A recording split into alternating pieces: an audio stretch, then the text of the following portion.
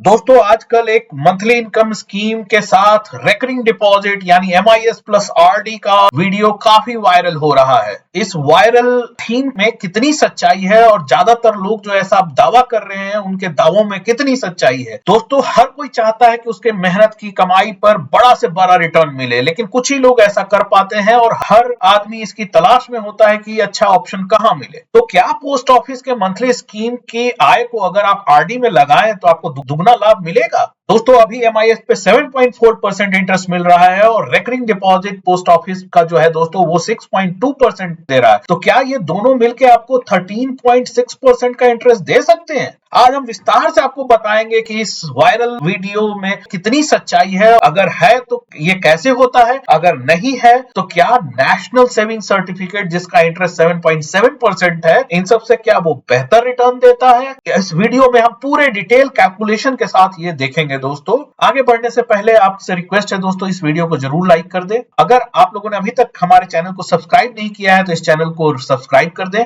दोस्तों दो इन्वेस्टमेंट को अगर आपको कंपेयर करना है, उनकी तुलना करनी है, तो सबसे बेहतरीन तरीका है उनका फाइनल मैच्योरिटी अमाउंट को कंपेयर करना। जैसे कि रेस में देखते हैं दोस्तों, जो भी पहले निकलता है वो उसका विनर होता है। तो हम पोस्ट ऑफिस में एक निश्चित अमाउंट का एमआईएस करने से होने वाले आमदनी को आरडी में लगाएंगे और देखेंगे कि 5 साल बाद क्या मिलता है। इसको हम कंपेयर करेंगे दोस्तों, अगर इसी अमाउंट को हम नेशनल सेविंग सर्टिफिकेट में लगाते जो कि 5 साल का एक प्रोडक्ट है दोस्तों, तो उसमें हमें जो मैच्योरिटी अमाउंट मिलता वो क्या होता। और इस कैलकुलेशन को करते वक्त हमें इस बात का ख्याल रखना होगा कि जो रेकरिंग डिपॉजिट होगा वो 60 महीने नहीं चलेगा, क्योंकि पहले महीने जो एमआईएस की कमाई होगी वो 1 महीने के बाद होगी, यानी कि ये सिर्फ 59 महीने ही हम आरडी कर पाएंगे, जो 60वें महीने उसका फाइनल रिजल्ट मिलेगा। अगर हम ऐसा नहीं करते तो हमारा कैलकुलेशन सही नहीं बैठेगा। पहले ये देखते हैं कि अगर एमआईएस एक निश्चित अमाउंट का करते हैं और उसका आरडी बनाते हैं तो एमआईएस से होने वाले इनकम और आरडी के ऑप्शन के बाद होने वाले इनकम में क्या फर्क पड़ता है। दोस्तों अगर 1 लाख की एमआईएस करते हैं तो आपको 617 रुपए का मंथली इनकम होता है। अगर आप नहीं कुछ करते तो 37,000 रुपए 5 साल में आपको इस इनकम के तौर पे मिलता 1 लाख के ऊपर। लेकिन अगर आप आरडी कर देते हैं 617 रुपए का, तो 617 रुपए की आरडी पे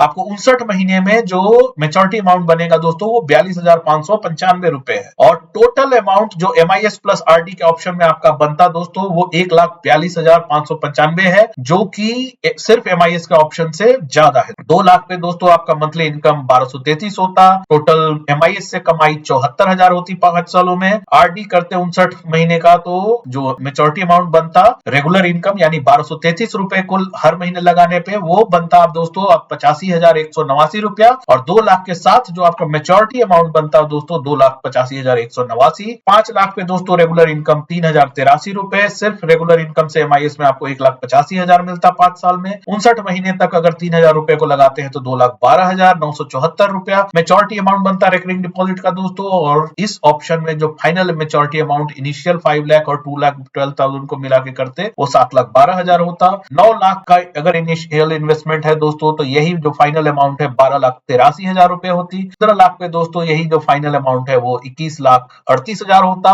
18 लाख के इन्वेस्टमेंट पे दोस्तों जो फाइनल अमाउंट बनेगा आपका 25,66,750 होगा। दोस्तों जैसा कि आपको मालूम होगा एमआईएस पे 1 अप्रैल 2023 से इन्वेस्टमेंट लिमिट बढ़ गई है। 9 लाख तक कोई भी आदमी इन्वेस्ट कर सकता है सिंगल अकाउंट में, और ज्वाइंट अकाउंट में 15 लाख, और अगर आप 2 अकाउंट खोलते हैं तो वो 18 लाख आप कर सकते हैं। लेकिन अगर आप 3 अकाउंट के लिए जाते हैं तो 27 लाख आप इन्वेस्ट कर सकते हैं। 16,650 रुपए का मंथली इनकम होगा आपको। इससे कमाई जो होगी वो 9,99,000 रुपए होगी। लेकिन अगर आप 16,650 रुपए का आरडी खोल देते हैं दोस्तों तो आरडी से आपको 11,50,058 रुपए का मैच्योरिटी अमाउंट बनता, और इनिशियल अमाउंट और आरडी को लेके जो फाइनल अमाउंट बनता है 38,50,058 रुपीज है दोस्तों। अगर आप 30 लाख के लिए जाते, 2 ज्वाइंट अकाउंट अगर फैमिली में रखते हैं तो 18,500 का मंथली इनकम आता, और सिर्फ मंथली इनकम से आप 11,10,000 कमा सकते थे। और आरडी अगर करते हैं 18,500 रुपए की तो आपका मैच्योरिटी अमाउंट 12,77,842 रुपए होता,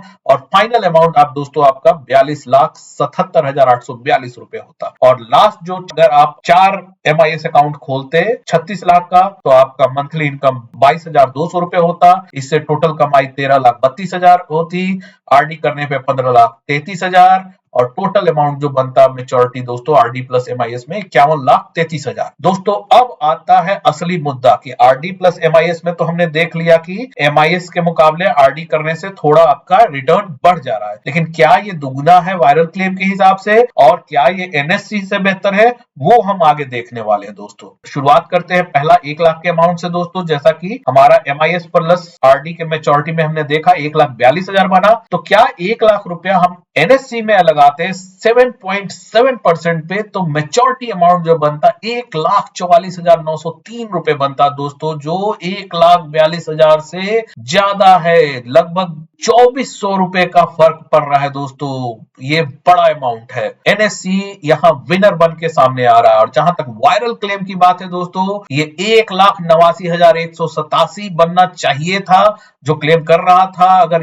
13.6% का इंटरेस्ट अगर मिलता तो ये दावा बिल्कुल गलत है, ये बिल्कुल भ्रामक दावा है दोस्तों, इनका आप विश्वास ना करें। 2 लाख पे दोस्तों एमआईएस प्लस आरडी में 2,85,000 बनता और जबकि एनएससी आपको अकेले 2,89,000 इससे ज्यादा देता और वायरल दावा बिल्कुल गलत बड़ा अमाउंट बताता है दोस्तों। 5 लाख पे आपको एमआईएस प्लस आरडी में 7,12,974 बनता जबकि एनएससी आपको इससे ज्यादा 7,24,517 देता। वायरल दावा बिल्कुल गलत अमाउंट बताता हुआ। 9 लाख अगर आप इन्वेस्ट करते दोस्तों तो एमआईएस प्लस आरडी में आपको 12,83,353 रुपया बनता। एनएससी में ये 13,04,130 रुपया होता। वायरल दावा अभी भी बहुत गलत। 15 लाख पे दोस्तों ये आपका आरडी प्लस एमआईएस 21,38,000 और एनएससी में आपको 21,73,000 रुपए अमाउंट बनता। वायरल दावा बिल्कुल गलत। 18 लाख पे दोस्तों एमआईएस प्लस आरडी में 25,66,000, एनएससी में 26,08,000। वायरल दावा बिल्कुल गलत। 27 लाख में दोस्तों आपका जो एमआईएस प्लस आरडी में बनता वो 38,50,000 रुपए बनता।